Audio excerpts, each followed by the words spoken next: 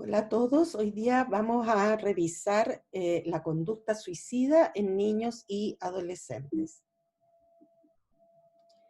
¿Qué esperamos que aprendas en esta clase? Sospechar, detectar, realizar manejo inicial y derivar oportunamente a los niños y adolescentes que presentan conducta suicida. Ustedes ya saben que existe un proceso suicida, ¿no? Que primero aparece la ideación suicida, lo que es bastante más frecuente.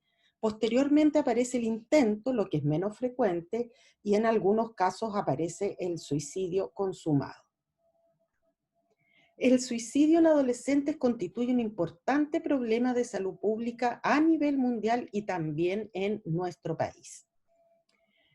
Aquí vemos que las tasas de la población adolescente, al igual que en la población general, presentan un incremento progresivo en los años 2000 y 2008 en los adolescentes entre 15 a 19 años de edad, que es la curva que está arriba, para luego bajar gradualmente a una cifra similar a la que teníamos el 2000.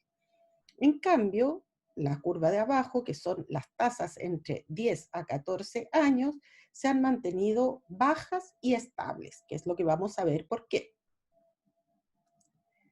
¿Qué sabemos además importante de información sobre las defunciones de nuestros adolescentes entre 10 a 19 años por suicidio?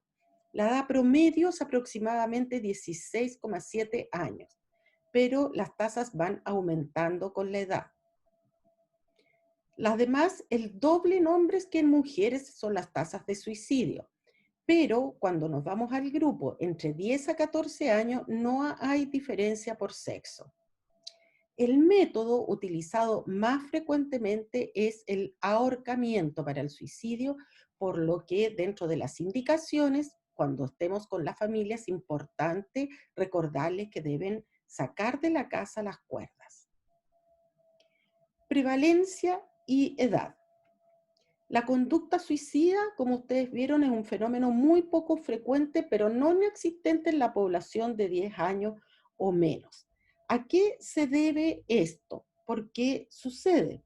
Las tasas de suicidio están influidas porque estos chicos están expuestos a mucho menos factores de riesgo que los adolescentes. No, la prevalencia, ya sabemos que de los trastornos depresivos, que es uno de los factores de riesgo más asociados al suicidio, no es mucho menor en los niños que en los adolescentes, al igual que todos los trastornos relacionados con abuso de sustancias. Además, no, la protección de la familia todavía es importante en los niños. Los adolescentes se alejan de su familia, pero para los niños todavía recurren fácilmente a su familia que los puede proteger frente a estresores. Y lo tercero es la adquisición del concepto de muerte. ¿Cómo vamos adquiriendo el concepto de muerte? En los menores de 2 años hay una incomprensión total o una indiferencia con respecto a la muerte. De 2 a 6 años aparece ya una percepción mística de que la muerte podría ser temporal y por lo tanto podría ser reversible, que ustedes lo han visto en varias películas. A los 6 a 8 años aparece ya la percepción concreta, predomina el realismo y la muerte pues empieza a ser como personificada, ¿no es cierto? Hay alguien que me va a venir a buscar para llevarme. Y después de los 8 años aparece el concepto abstracto, aparece la angustia existencial y la simbolización de la muerte. Por lo tanto, ahí recién el chico puede cometer intentos de suicidio o tener ideación suicida o acometer un suicidio porque ya tiene adquirido el concepto de muerte. ¿Qué pasa con los factores de riesgo? Los factores de riesgo para el suicidio son diferentes en preadolescentes que en adolescentes propiamente tal. No, generalmente estos chicos presentan una gran carga de adversidad y una historia de abuso y maltrato infantil. Por lo tanto, es necesario pesquisar cuando hay conducta suicida en un chico preadolescente inmediatamente si está siendo sometido a algún tipo de trauma. Estos son los factores de riesgo que nosotros vemos más frecuentemente en los adolescentes. La psicopatología es el factor de riesgo más importante para el suicidio en niños y adolescentes. Los trastornos psiquiátricos pueden estar presentes hasta en un 80 a un 90% de los suicidios. El intento de suicidio previo es otro gran factor de riesgo para la conducta suicida. Por lo tanto, esto de que y se intentó matar, si no se mató, no va a volver a pasar, no quiere realmente morirse, no es así. Se ha visto que el intento de suicidio es un predictor de suicidio, francamente. Alrededor de un 30% de los suicidios tienen antecedentes de intentos de suicidio previo. Y después de un intento de suicidio, el riesgo de un futuro intento es 20 veces mayor que en las personas sin previos intentos. ¿Ya? También sabemos que el riesgo de un intento de suicidio grave está fuertemente asociado con el número de intentos previos de suicidio.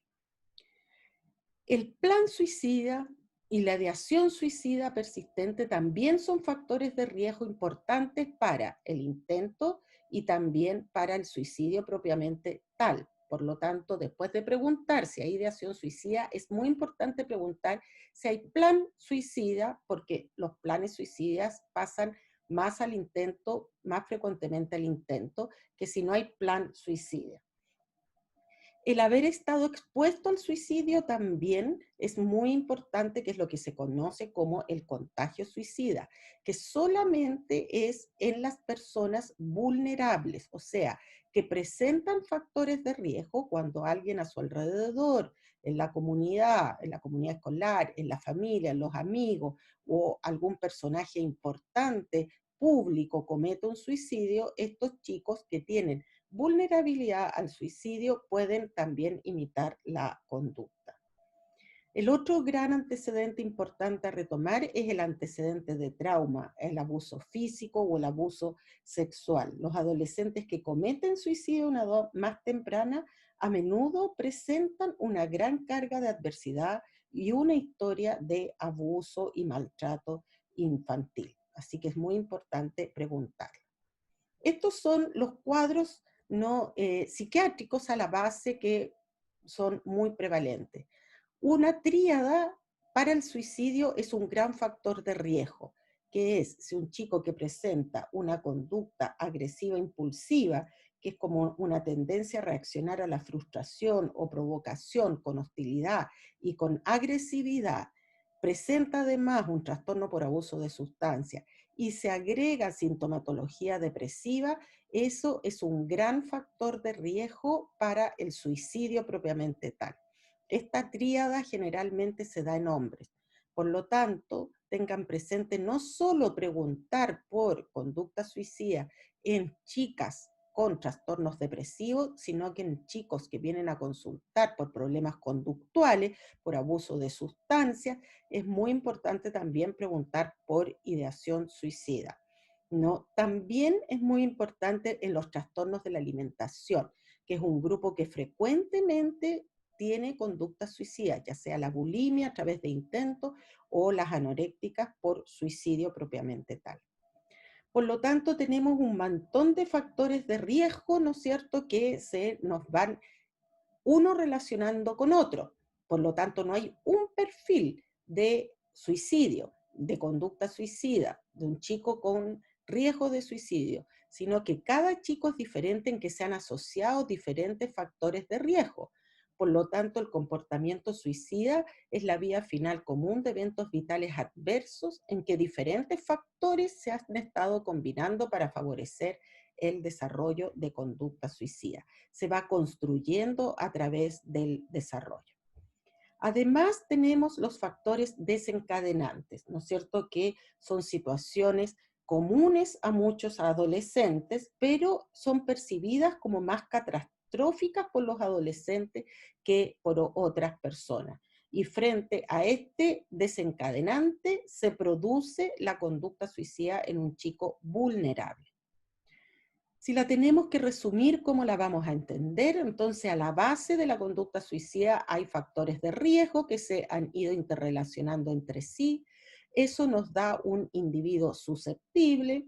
De ahí aparece un factor desencadenante que puede ir acompañado de un facilitador, ¿no es cierto? Que, por ejemplo, puede ser el facilitador estar ebrio, estar con consumo de marihuana, etcétera, y posteriormente aparece la oportunidad. No tengo mis medicamentos ahí a mano, tengo las sogas al lado, tengo un arma de fuego en mi casa. Y ahí aparece la conducta suicida. ¿Qué es lo importante aquí? Entonces es la identificación oportuna, ¿no? Que nos recomienda el MinSal, que hay que realizar cualquier profesional de la salud. El nivel primario de atención no debe estar, por lo tanto, detectando los casos de depresión, persumo judicial, dependencia de alcohol o psicosis que puedan estar a la base de un riesgo suicida. ¿Cómo preguntar? Aquí hay algunas ideas de cómo preguntar si hay conducta suicida o no en nuestro entrevistado, pero lo pueden interpretar de la manera que ustedes quieran y les acomode. Está muy comprobado que preguntar por suicidio no aumenta la conducta suicida. Manejo clínico. Hay dos etapas de intervención, la intervención en crisis y la psicoterapia y farmacoterapia, que es a largo plazo. La intervención en crisis es la que tienen que hacer ustedes y lo ideal es hacerla, ojalá, en la sala de emergencia, si es que ahí están entrevistando o en el consultorio mismo. ¿Qué es una intervención en crisis? Es una intervención de corta duración con objetivos que son limitados y generalmente es porque están existiendo causas externas, son estresores importantes que han desestabilizado a un individuo que tiene una vulnerabilidad psicológica. Entonces tenemos un estresor externo que podríamos manejar, que es el desencadenante. La intervención en crisis en niños y adolescentes, por supuesto que hay que hacerla de manera individual en el adolescente, pero hay una familia atrás que también está en crisis y por lo tanto también tenemos que intervenir en ella. ¿Cuál es el objetivo de la intervención en crisis? El gran objetivo es prevenir el intento o el reintento que podríamos, ¿no es cierto?, tener. El intento en caso si la intervención en crisis es un adolescente con ideación suicida, y el reintento es un adolescente que ya viene por cometer un intento de suicidio. Hay algunas estrategias para empezar. Lo primero es mantener la calma y escuchar de forma activa, no prejuiciosa, expresar que ustedes están preocupados y poder ofrecer ayuda. La actitud tiene que ser cálida, empática y que muestren interés por lo que les están relatando. Tienen que explicarle al adolescente que no van a poder guardar el secreto profesional porque no se puede aplicar la confidencialidad ofrecida. Evitar la crítica. Hay que no buscar culpables, ¿no? Cuando estén conversando con el adolescente y no emitir juicios, tampoco ni descalificaciones. No dar consejos y menos sermones. Hay que escuchar más que hablar y evitar el interrogatorio, no empezar preguntas y respuestas. Además, pues tienen que validar y reflejar sentimientos, ¿no es cierto? Lo siento que estés así, es importante lo que me estás contando, comprendo por qué te sientes así después de todo lo que te ha pasado, ¿no? Reforzar fortalezas y apoyar. Dinos, ¿cómo te puedo ayudar en este momento? Utilizar palabras también que sugieran colaboración. Vamos a hacer un plan, vamos a buscar alternativas. Tomar una actitud de escuchar más que resolver, contener las emociones, pero al momento de dar las indicaciones ser firme. Mostrar también que no son los únicos, que otros también han tenido ideas similares. No enjuiciar. ¿Sigues pensando que es mejor no seguir viviendo? ¿Has pensado en otras maneras de hacerlo sin enjuiciar previamente? Y amplificar sintomatología cuando el paciente minimiza. Esto es algo muy importante para que después ellos se puedan mantener en tratamiento. Para la familia, siempre hay que contactar a la familia. El adolescente no se puede ir solo si ustedes no han previamente contactado a la familia y haber encontrado a alguien que se va a hacer responsable de este adolescente. ¿no? Es importante que los padres sepan que uno va a conversar con ellos en cuanto a las señales de el alerta de riesgo suicida y del riesgo suicida, pero no sobre información que el adolescente nos ha entregado de manera privada. Si el adolescente concurre solo, contactar otro familiar si es que la familia no está disponible. Si se decide manejo ambulatorio, organizar una alerta de suicidio. ¿Qué es una alerta de suicidio?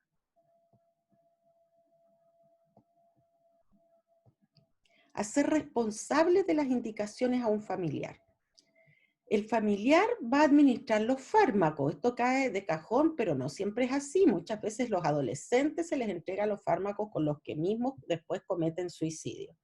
Hay que mantener una vigilancia estricta del paciente las 24 horas del día hasta que el médico tratante lo indique.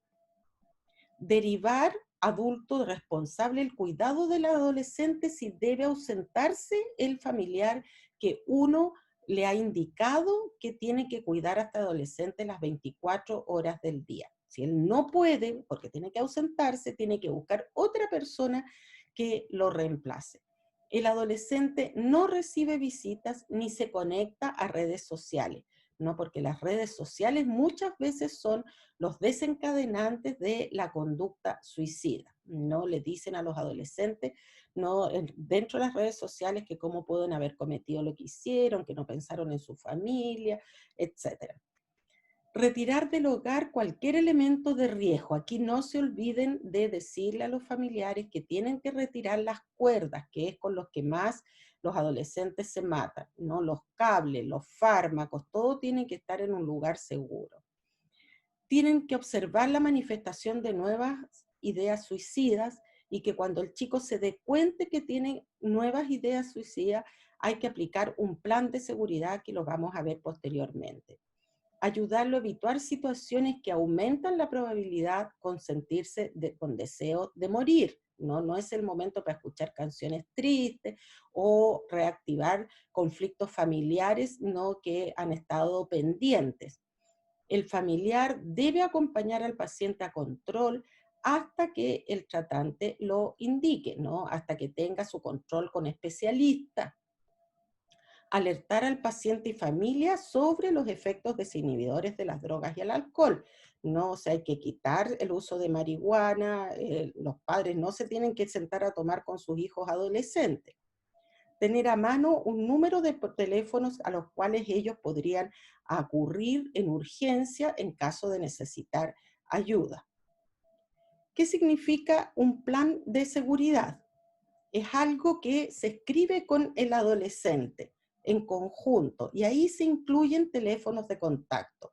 ¿No? Y además, después, posteriormente, ojalá el adolescente se vaya con su hora para el servicio de salud mental, si no hay que citarlo seguido hasta que el adolescente pueda conseguir su hora con el especialista y organizar, por lo tanto, un sistema de seguimiento de este chico. Ejemplo de un plan de seguridad. Este plan de seguridad es individualizado y específico, se hace con el adolescente al frente.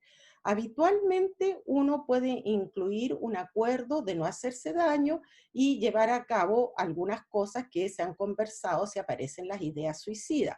Por ejemplo, uno puede hacer una lista de detonantes para los pensamientos suicidas y evitar, por lo tanto, esos detonantes y compartirlos con la familia para que la familia los ayude, no a evitarlo. Una lista de razones para vivir que puedan ellos leer cuando se les vienen las ideas suicidas. Una lista de actividades a realizar para manejar estos pensamientos, no que ellos podrían hacer, decirme, a mí me calma si yo veo alguna serie, si salgo a jugar con mi perro, etcétera. Una lista de personas cercanas a contactar si se vienen los pensamientos, idealmente los padres, ¿no? Que uno de los padres puedan ellos ir y decirle, mamá, papá, no puedo evitar los pensamientos. Un número de teléfono en caso de necesitar ayuda, que puede incluir emergencias psiquiátricas y acciones para crear un ambiente seguro. Uno le dice al adolescente, le puede preguntar dónde tienes guardada la cuerda, dónde tienes guardados los medicamentos para poder remover los medios.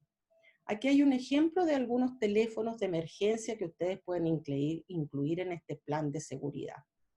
Además, la familia también se crea un plan de seguridad con la familia. No se le pide que el ambiente, ojalá emocional, sea cálido y por lo tanto evitar peleas innecesarias. Transmitir esperanza a la familia frente al tratamiento y que es muy importante que el adolescente se mantenga en tratamiento posteriormente y no que minimicen el intento, que muchas veces lo hacen por el susto que significa para ellos tener un hijo que quería matarse. Evitar conflictos innecesarios, no es momento de juzgar ni reprochar al adolescente porque presenta estas ideas suicidas. Cuando el adolescente diga que amenaza con que se va a matar, es importante no criticarlo, no discutir, no ser sarcástico, no ser desafiante ni minimizar sus ideas. Tampoco el otro extremo de entrar en pánico. Escuchen, que traten de escuchar más bien al adolescente activamente y comprender que por muy extraño que les parezca o no entiendan lo que está pasando, en ese momento el adolescente sí está pasando por un momento difícil en su vida. Hablar con el adolescente de la idea de cometer suicidio abiertamente, no evitar el tema. Si el adolescente le viene a decir que tiene ideas de suicida, no hacerse el loco, mantenerse atento a las señales de alerta y, de ser necesario, también no considerar ayuda especializada para la familia. A lo mejor la familia también va a necesitar ayuda, o la madre o el padre. Fármacos: en caso de que exista un elevado nivel de ansiedad, se puede recurrir a ansiolíticos o neurolépticos en bajas dosis, pero hay que tener cuidado porque los ansiolíticos a menor edad pueden activar también a los niños y adolescentes. Siempre responsabilizar al adulto de administrar los fármacos y no dar antidepresivos, porque si a la base tenemos un trastorno bipolar, puede producir un viraje. ¿Cuándo hospitalizar? El objetivo es para prevenir el intento o el reintento de suicidio.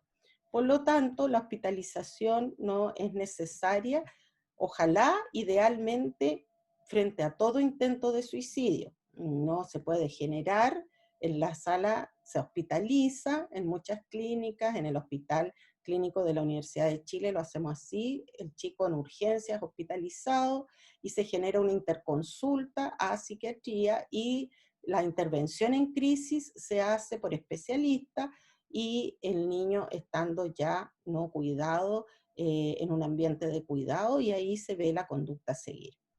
También se puede hospitalizar frente a una ideación suicida persistente e intensa. Género masculino, hay que tener cuidado, los hombres se matan más que las mujeres. Una disfunción familiar severa y por lo tanto no contamos con adultos responsables. La enfermedad de base psiquiátrica merita la hospitalización.